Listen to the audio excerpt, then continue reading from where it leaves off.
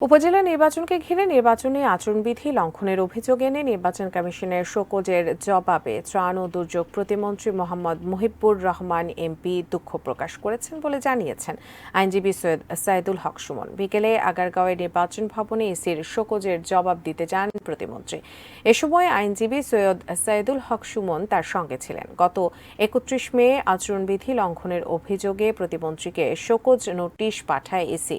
ওই নোটিশে বলা হয়, পটুয়াখালী জেলার রাঙ্গাবালী উপজেলার ছোট বাইশদিয়া ইউনিয়নের চালতা বুনিয়া বাজারে ত্রাণ বিতরণের সময় প্রকাশ্যে তিনি ভোট দেওয়ার জন্য আহ্বান জানান। এ নিয়ে শুনানি শেষে সাংবাদিকদের প্রশ্নের জবাবে আইনজীবী সুমন জানান, ভবিষ্যতে এ ব্যাপারে প্রতিমন্ত্রী আরও সতর্ক থাকার কথা জানিয়েছেন নির্বাচন কমিশনকে।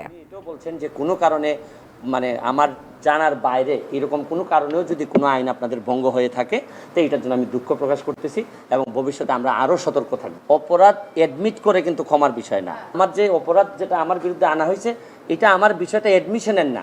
তারপরে এতটুকু জায়গা পর্যন্ত আসছি, আমাকে আরও একটু সতর্ক হওয়ার দরকার ছিল যে কোনোভাবেই যেন এরকম একটা বড় সমাগম যখন হয় বা সমাবেশ হয় তখন যেন কোনোভাবেই কোনো জিনিসের প্রতি সিগন্যাল না থাকে।